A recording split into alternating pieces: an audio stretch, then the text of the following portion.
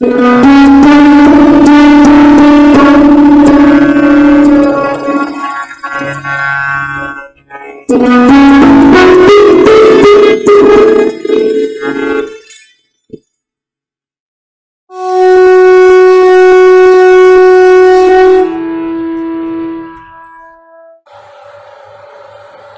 माता और बंधुओं, अभी एक भजन होगा और भजन के साथ साथ सभी भाई बहन अपने अपने इष्ट का ध्यान करेंगे। कल बहुत डिटेल में बताया कि ध्यान कैसे किया। देखिए, पूजा 3 प्रकार से। पहली शारीरिक पूजा,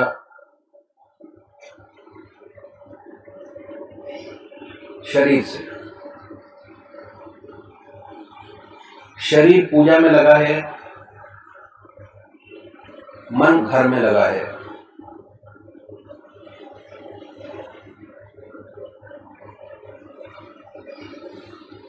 उसमें जो चीजें आती हैं, मंदिर जाना, जल चढ़ाना, आरती गाना,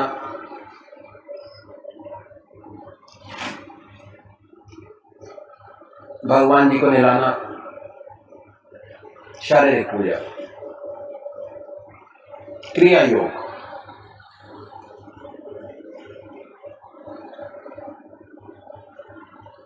मन आपका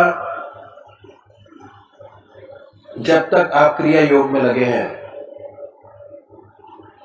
आपका मन आपके इष्ट के चरणों में लगा है। क्रिया योग। और जैसे ही आपने वो क्रिया खत्म की, फौरन मन संसारिक कामों में लग गया। बल्कि क्रिया योग करते करते भी मन आपके इष्ट के चरणों में पूरा नहीं लगता। दूसरी पूजा, ध्यान, मन से। इसमें दोनों चीजें शामिल होती हैं, मन भी शामिल है और शरीर भी शामिल है। इसकी जो कैटेगरी है उसमें आते हैं ध्यान योग, सहज योग, आनंद योग, हठ योग। मन से। मन आपके इसके चरणों में ऐसा लग के रह जाए, उस समय ना कोई बात आपके जहन में आए, ना दिमाग में आए।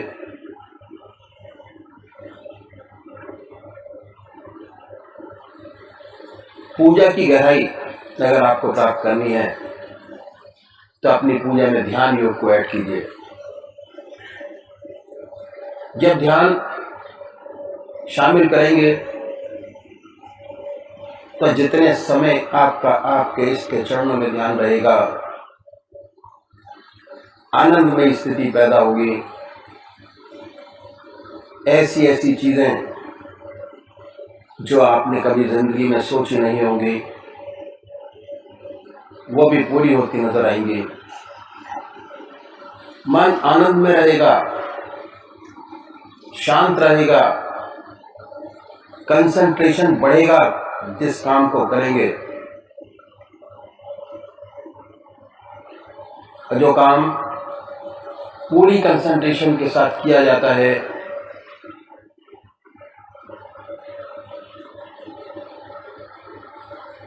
उसकी ऊंचाइयां जो भाई करते हैं उन्हीं को मालूम है कि जो प्रॉब्लम आज तक सॉल्व नहीं हुई, ध्यान करने के बाद बड़े आराम से हल निकलता है और सांसारिक जीवन बड़ा सुखी और आनंदित होता चला जाता है।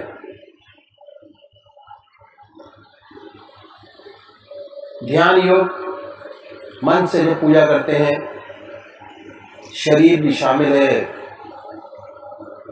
और मन भी शामिल है।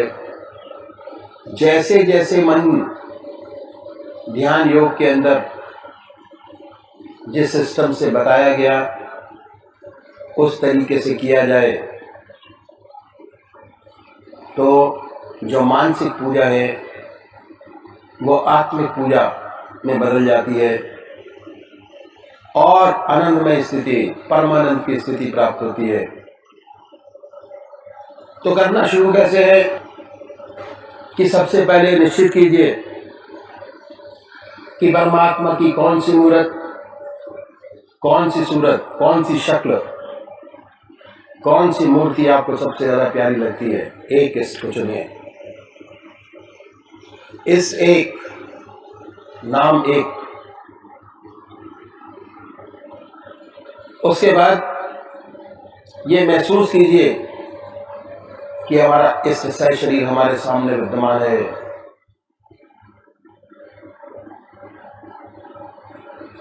हमारे सामने है। जैसी ऊंची भावना आपके इष्ट के प्रति होगी उतना जल्दी आपका मन आपके इष्ट के चरणों में लगेगा। जब तक आप ध्यान करते हैं उन्हीं के ख्याल में रहिए, उन्हीं को देखिए। ना कोई सांसारिक बात याद आए न ख्याल। शुरू में दिक्कत होती है। शुरू में जब आप ये क्रिया करेंगे तो बहुत सारे विचार आपके सामने आएंगे। जैसे जैसे इस क्रिया में डूबते चले जाएंगे ध्यान योग के, वैसे वैसे विचारों में कमी आती चली जाएगी और एक समय ऐसा होगा आप होंगे, आपके इष्ट का ध्यान होगा, आपका इष्ट आपके सामने होगा। हृदय की हर धड़कन पर जो नाम आपका है, जो आपने चुना है, जो आपको सबसे ज्यादा प्यारा लगता है, उसको हृदय की हर धड़कन पर उच्चारित होते सुने। और जब तक ऐसा ना हो बड़े प्यार से अपने इष्ट के नाम को जिह्वा से ले सकते हैं। दूसरे वो भाई हैं जो निराकार भगवान के उपासक हैं। ओम, अल्लाह, वाहेगुरु, जीसस क्राइस्ट, गॉड। बड़े प्यार से नाम को चुनिए, जो नाम आपकी आत्मा को अच्छा लगता है चुने। दिल की हर धड़कन पर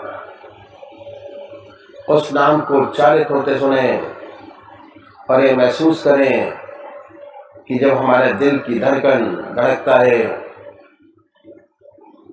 दिल की धड़कन से नाम निकल रहा है और पूरे शरीर में वाइब्रेट करता है, उसकी वाइब्रेशन को महसूस करें और परमानंद की स्थिति को प्राप्त करें। तो अब ये भजन होगा और भजन के साथ साथ सभी भाई बहन अपने अपने इष्ट का ध्यान करेंगे।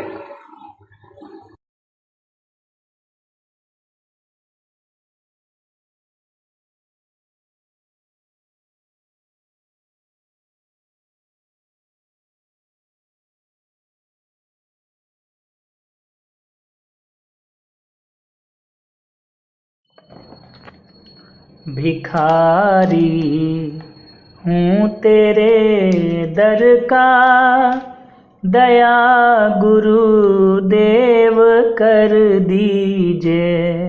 भिखारी हूँ तेरे दर का, दया गुरुदेव कर दीजिए। पड़ी मझ धार में नैया इसी को पार कर दीजिए, भिखारी हूँ तेरे दर का, दया गुरुदेव कर दीजिए। सुना है तेरे इस दर पर दया की भीख मिलती है, सुना है तेरे इस दर पर दया की भीख मिलती है। मेरी झोली भी खाली है, मेरी झोली भी खाली है, इसी को आप भर दीजिए, भिखारी हूँ तेरे दर का, दया गुरुदेव कर दीजिए। दया से तेरी एक क्षण में हजारों पाप कटते हैं, दया से तेरी एक क्षण में हजारों पाप कटते हैं। खड़ा हूँ तेरे चरणों में, खड़ा हूँ तेरे चरणों में, चरण रज अपनी दे दीजिए, भिखारी हूँ तेरे दर का, दया गुरुदेव कर दीजिए। गुरु से बड़ा नहीं कोई, कथा वेदों ने गाई है, गुरु से बड़ा नहीं कोई, कथा वेदों ने गाई है। देर किस बात की गुरुवर, देर किस बात की गुरुवर, सहारा मुझको दे दीजिए, देर किस बात की गुरुवर, सहारा मुझको दे दीजिए, भिखारी हूँ तेरे दर का, दया गुरुदेव कर दीजिए। तेरे चरणों में रहकर मैं भवसागर पार कर लूँगा, तेरे चरणों में रहकर मैं भवसागर पार कर लूँगा। कृपा का हाथ अब गुरुवर, कृपा का हाथ अब गुरुवर, मेरे भी सर पे रख दीजिए, कृपा का हाथ अब गुरुवर, मेरे भी सर पे रख दीजिए, भिखारी हूँ तेरे दर का, दया गुरुदेव कर दीजिए।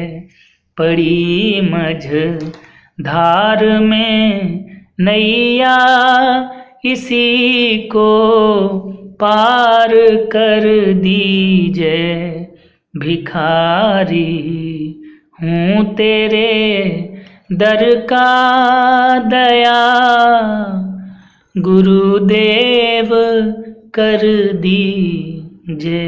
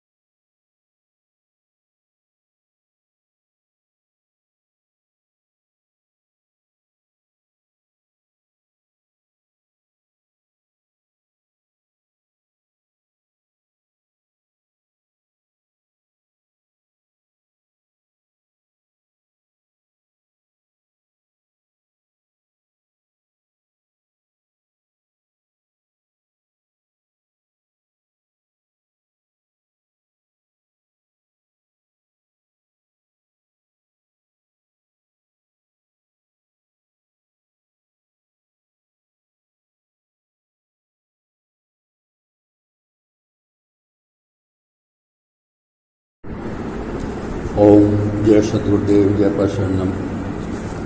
श्री ब्रजमोहन दशनामेट परिच्छेद 12 बुजुर्गों के संस्मरण। स्थान जबलपुर राइट टाउन सन 1952। सुनऊ भरत भावी प्रबल बिलख कहो मुनिनाथ। हानि लाभ जीवन मरण जस अपजस विद्यात। आज तारीख 12/11/52 है। प्रातःकाल के 7:30 बजे हैं। सत्संगी भाई बहनों ने आराम प्रारंभ कर दिया। ठीक 8 बजे श्री सुखदेव जी महाराज बैठक में पधारे और भाइयों से साधारण कुशल क्षेम पूछकर आंतरिक ध्यान में चले गए। धीरे धीरे सभी भाई ध्यान अवस्थित हो गए। कमरे में सन्नाटा छा गया है। आनंद धारा में सब गोते खा रहे। यह समय 1 घंटा बराबर चलता रहा। तत्पश्चात श्री सुखदेव जी महाराज ने आंखें खोली और बड़े ही मधुर कंठ से निम्रित भजन गाया। रघुवर तुमको मेरी लाज, सदा सदा मैं शरण तिहारी। तुम बड़े गरीब निवाज, पतित उदाहरण बिरद तिहारो। ईश्वरन सुनी आवाज, हो तो पतित पुरातन कहिए पार उतारो जहाज। अधखंडन दुख भंजन जन के यही तिहारो काज। तुलसीदास पर कृपा करिए भक्ति दान देहूं आज। इसके पश्चात श्री सुखदेव जी महाराज ने फरमाया, देखो भाई, फकीर संत जन 3 बातों को अपना मित्र बनाते हैं। पहली प्रथम बीमारी, द्वितीय मृत्यु और तृतीय हक दरवेश। जब बीमारी आती है तो वे खिन्न नहीं होते, वरन प्रभु जी को धन्यवाद देते हैं कि इसके द्वारा उनका स्मरण होता है। जहां भगवान की सच्ची याद आई नहीं कि आदि बीमारी आती आप गई और आदि औषधि आदि से हृदय में आत्म सुख का अनुभव होता है। यह कोई साधारण बात नहीं। धन्य प्राणी जिन्हें यह हालत नसीब होती है। दूसरे वे मृत्यु को नहीं भूलते। जब वह आती है दुखी नहीं होते, किंतु वो उसका आदर मित्र के समान करते हैं। परमात्मा के दर्शन में शरीर का जो पर्दा रहता है, मृत्यु हटा देती है। वह अनुपम सुख का बोध कराती है। जब वे मृत्यु को ऐसा समझते हैं तो मृत्यु भी उन्हें बड़ी सरलता से ऊपर ले जाती है और शरीर छोड़ते समय जो दुख है, पीड़ा सब साधारण प्राणियों को होती है, उन्हें नहीं होती। तीसरे, संतजन सदा हक दरवेशी अदा करते हैं। दरवेशी क्या है? पर्दापोशी। दूसरों की बुराइयों को प्रकट नहीं करते, उन्हें छिपाते हैं। हाँ, यदि दूसरों के अवगुण प्रकट ना करें किंतु अपने भीतर उनके विषय में गुनगुनाते रहें, तो इससे तो कहीं बढ़कर यह है कि उन्हें खोल दें। क्योंकि इसमें केवल यही बात होगी कि दुनिया के लोग बुरा भला कहेंगे और हृदय तो हमेशा गंदा ना रहेगा। चाहिए तो यह है कि बुराइयां दिल में ना आवे, उनके लिए प्रार्थना करें और ईश्वर से उनकी भलाई चाहें। यही प्रेम मार्ग है। इसी से अध्यात्म में उन्नति होती है। आपने आगे फरमाया कि पूज्यपाद श्री लाला जी महाराज कहा करते थे कि हमारी लगन ईश्वर में इस प्रकार हो कि जब कभी लोगों के बीच में भी बैठे हों अथवा बाजार की गलियों में होकर जा रहे हों, सब कुछ देखते हुए कुछ ना देखें, सब कुछ सुनते हुए कुछ ना सुने। एकांत की अवस्था इतनी घनी हो कि बाहर की कुछ बातों का असर ना पड़े।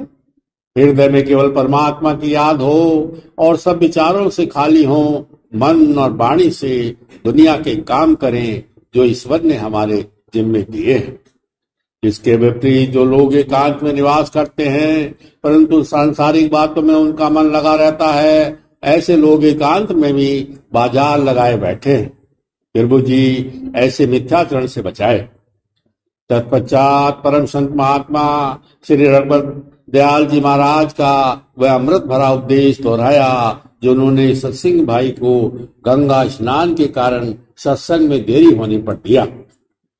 सबसे प्रथम सोच आदि से निवृत्त हो, पाक साफ हो कि नियम की पूजा करनी चाहिए, नित्य की पूजा करनी चाहिए, वह बेला ना छूटने पाए। दिन निकलने से पहले ही पूजा समाप्त हो जानी चाहिए। यह तुम्हारे और ईश्वर के बीच की बात है। अन्य प्राणियों को इसका पता भी ना लगे तो बहुत अच्छा है। कम से कम एकांत तो अवश्य हो। इस घोर समय की पूजा मुख्य कर्तव्य है। अन्य सभी काम चाहे दुनिया के हों या दीन के गौण है, इन कामों में देरी हो जाए तो कुछ हर्ज नहीं। गंगा जी संत जनों के घट में विराजती है। उनकी धार चोटी के स्थान से निकल कर नीचे आती है। ये प्रेम की धार है। भक्तजन इसमें नित्य स्नान करते रहते हैं। इसी का बाहरी स्वरूप पृथ्वी पर भी गंगा है, सो वह सब ठौर नहीं, कहीं कहीं मिलती है। जहां है वहां काई नहीं पड़ती। गंगा जल बरसों रखा रखे, कीड़े नहीं पड़ते। कोई 12 वर्ष गंगा जी में स्नान करे उसका कोढ़ मिट जाता है। जिसने भीतर की गंगा में स्नान किया उसे सभी जल गंगा जल प्रतीत होने लगते हैं। कहावत, जिसका मन जंग चंगा उसे कटौती में गंगा। बाहर की गंगा में स्नान करो तो ईश्वर के प्रेम में ऐसे तन्मय हो जाओ कि हम प्रेम की धार में। यह प्रभु जी के पाद पद्मों का प्रेम है जो जल रूप होके बह रहा है। ऐसी भावना से स्नान करो, बेशक तुम्हारे भीतर की गंगा भी प्रकट हो जावे। हमारे गुरु महाराज प्राय गंगा जी नहाने जाते थे। ऐसे घाट नहाते जहां कोई नहीं जाता। दिल निकलने से पहले घर आ जाते। किस भावना से नहाते, महात्मा की बात महात्मा ही जाने। प्रातः काल की पूजा तो स्नान गंगा स्नान ही है। दृष्टि तनिक महीन करो, देखो ना, किसी के धर्म कार्य में हस्तक्षेप ना करो। जिस भावना से जो गंगा जी में नहाते हैं नहाने दो।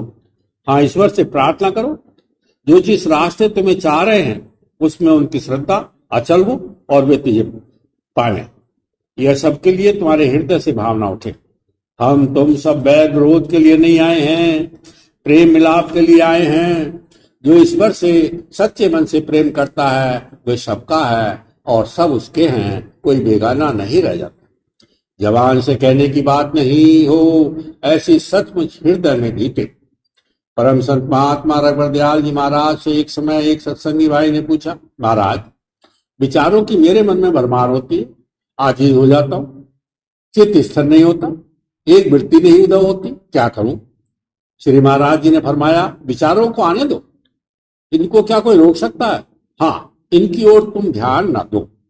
जैसे रास्ते में मुसाफिर आते जाते रहते हैं, कोई उनको रोक नहीं सकता। अगर कोई उनको रोकने की चेष्टा करे वह पागल गिना जाएगा। ऐसे ही विचारों की भरमार से विचलित ना हो। वे अपना काम करें, तुम अपना करो, दोष आता है उस पर ध्यान देने से। हाँ, इससे बचो। दूसरे जितना यदि तुम संसार के लोगों से मिलोगे और सांसारिक झगड़ों में पड़ोगे, उतना ही अपने हृदय को बाहरी बातों से दूषित कर लोगे। वे पूजा के समय तुम्हें विकसित करेंगे। इसलिए भक्तों को हुक्म है कि वे जरूरत का काम सबका करें, तन मन से सबके दुख दर्द में शरीक हो, परंतु मर्यादा के बाहर मेल मिलाप ना करें। इससे वे अपना तथा दूसरों का सच्चा कल्याण करेंगे। इस प्रकार के जीवन से विचार जो पूजा में तंग करते हैं नहीं आवेंगे।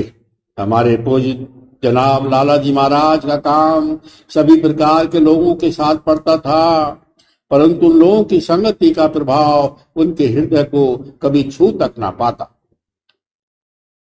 पदम पत्रवत जीवन बिताते थे। अपने प्रभु की याद में उनका चित्त निरंतर स्थिर रहता। सब व्यवहार परमात्मा की ओर से मानकर उसे करते। यह उनकी अधारणा थी। सब कुछ ईश्वर की इच्छा अनुसार हो रहा है। इससे उन्हें हार्दिक खुशी मिलती। श्री लाला जी महाराज दूसरों के हक का कैसा ख्याल रखते थे। जहां रहते वहां से कचहरी 4.25 मील की। उन दिनों इक्के का किराया 2 पैसे था। उन्हें केवल 10 रुपए मिलते थे। उसमें चाहते तो कुछ पैसा बचा ही लेते, किंतु वह कहते मुझे दूसरों के हक का पैसा खर्च ना करना चाहिए। निदान वह अपने ऊपर कष्ट सह लेते, पैदल जाते पैदल लौटते, और कहते ये पैसा दूसरे भाइयों के काम आएगा। कचहरी आते जाते 8.5 मील हो जाते। श्री गुरु महाराज जी का स्थान घर से 6 फरलांग था। इस प्रकार रोज लगभग 10 मील उन्हें चलना पड़ता था, परंतु सब कुछ भगवत की ओर से मानकर नित्य प्रसन्न बदन देख पड़ते। जो आत्म सुख बड़े बड़े सम्राटों को नसीब नहीं, वह वे नित्य अनुभव करते। इस प्रकार उन्होंने अपने जीवन को कसा था। बचपन में हमारे पूज्य पिताजी ने हम लोगों को ऐसी शिक्षा दी थी। घर पर सवारियां होते हुए भी पैदल चलने का अभ्यास कराया था। धन धान से संपन्न होते हुए भी शादी का जीवन बिताया था। कभी सुनहरे और रेशमी कपड़े पहना के घर से बाहर जाने का हुक्म नहीं देते थे। नियमित आहार देते थे। बेचा समय पर चटपटी चीज बाजार से कभी न खाने की आज्ञा देते। इन्हीं सब शिक्षाओं का परिणाम था कि वे पीछे समय के फेर से तंगी के दिनों में भी अपने कुल की मर्यादा पूर्ववत बनाए रखें। जब इस प्रकार का जब्त होगा, तभी कुशन के द्वारा पैदा होने वाले बाहर के दोषों से बचत होगी। तभी चित्त में स्फूर्ति और एकाग्रता आवेगी। धैर्य से काम लो, संकटों में घबराओ नहीं, सब काम सिद्ध होगा। सत्संग के जल से नित्य हृदय पटल धोते रहो। एक समय आएगा जब सभी विकार आत्म साक्षात्कार होने पर आप ही आप नष्ट हो जाएंगे। आत्मविद्या को छुपा रखने के विषय में श्री चचा जी महाराज ने, हमारे पूज्य पिताजी रघुवर दयाल जी महाराज ने फरमाया, मुझे तहसील अलीगढ़ में 27 वर्ष निवास करना पड़ा था। 15 वर्ष तो किसी ने कुछ न जान पाया कि मैं कुछ आंतरिक अभ्यास करता हूँ। 4-5 वर्ष तक तो घर में भी किसी ने न जान पाया। कोई जनाब लाला जी ने तो इतना छिपाया कि उन्हें तालीम देने की आज्ञा मिली तो पूज्य भावा जी ने जाना। इस प्रकार आत्मविद्या के महत्व को समझाकर श्री महाराज जी ने कहा, इसे बिना अधिकारी के अन्य के सामने फेंकना उचित नहीं। यह क्यों ना हो, योगीराज भगवान श्री कृष्ण जी ने इसकी ओर गुह्यतम महत्व कह के संकेत किया। यह विद्या एक अत्यंत गोपनीय भेद है, जिसको संत जन आर्त अधिकारी पाकर के प्रकट करते हैं, नहीं तो मौन रहते हैं। जब तक जिज्ञासु जनों में इसकी जिज्ञासा उदय नहीं होती, गुप्त रहते हैं। भगवान शिव जी ने पार्वती महारानी से इसका भेद तभी खोला था जब वह दीन दुखी हो उनकी शरण में आकर इसकी जिज्ञासा करने लगी और कहने लगी, यद्यपि जो सीता नहीं अधिकारी, दासी मन क्रम वचन तुम्हारी, गूढ़ तत्व न साधु दुरावही, आरत अधिकारी जह पावई। कठोर निषद में यमराज ने नचिकेता को उपदेश करते हुए यही कहा कि यह ब्रह्म विद्या अत्यंत दुर्लभ है। बिल्ले ही को सुनने को मिलती है, सुनकर बिल्ले ही उसे बोध करते हैं। इसका कहने वाला आश्चर्य रूप है, इसका समझने वाला भी आश्चर्य रूप है। जिन महापुरुषों ने उसे अनुभव से जाना है, वे ही कुशल अधिकारी को बुझा सकते हैं, अन्य कोई नहीं। यह तो हृदय की विद्या है, इल्म शीना है। एक रोशन हृदय दूसरे हृदय को रोशन कर सकता है। देरी अधिकारी बनने में, अध्यात्म विद्या के प्रदान करने में देरी नहीं लगती। यह आश्चर्य रूप संत सदगुरु ही से प्रदान करते हैं। जन्म जन्मांतर के पुण्यों के प्रभाव तथा भगवान के अत्यंत अनुग्रह से संत जन मिलते हैं। फिर सब बिगड़ाया जीवन सुधर जाता है। जीवन की परम ध्येय की प्राप्ति हो जाती है। क्योंकि समय अधिक हो गया था, श्री सदगुरु जी महाराज ने फिर वचन समाप्त किया। सभी सत्संगी भाई भी श्री सदगुरु जी महाराज को दंडवत प्रणाम कर अपने अपने घरों को चले गए। परमात्मा तू ही है।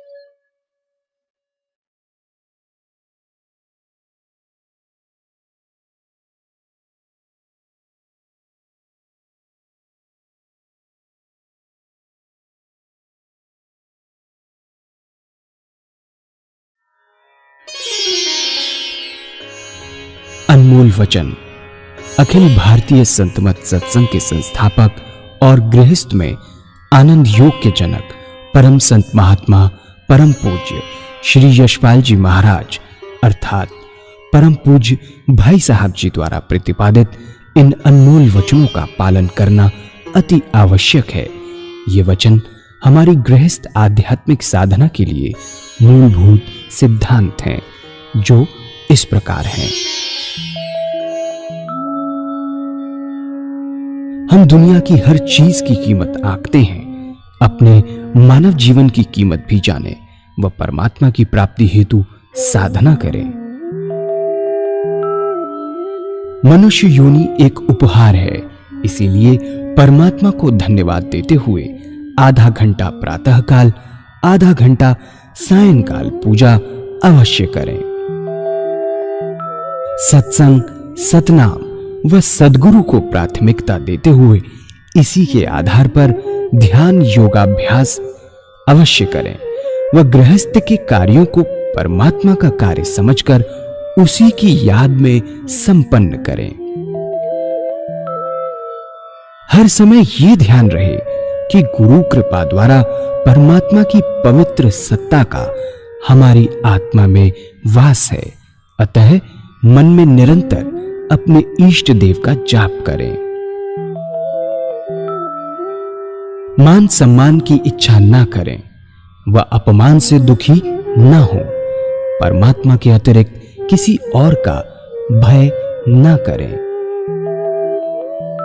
दूसरों की बुराई न करें, न सुने, सत्य व मधुर बोलें, अश्लील शब्द मुंह से ना निकालें, सभी से नम्रतापूर्ण व सुंदर व्यवहार करें।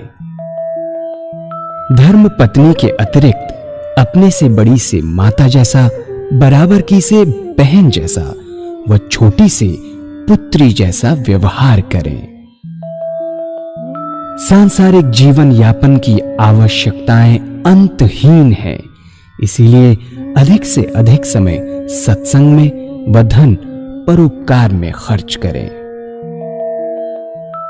याद रखें, न स्त्री माया है, न धन दौलत, न ही परिवार। माया वह है जो हृदय को परमात्मा से दूर हटा दे।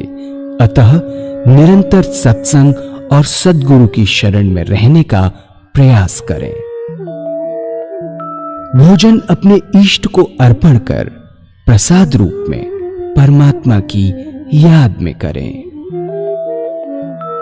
रात्रि में सोने से पहले अच्छे बुरे कार्यों का आत्मनिरीक्षण कर उसका समुचित पश्चाताप करते हुए ध्यान करें व प्रभु की गहरी याद में ही विश्राम करें। परमात्मा तू ही है, तेरी इच्छा पूर्ण हो।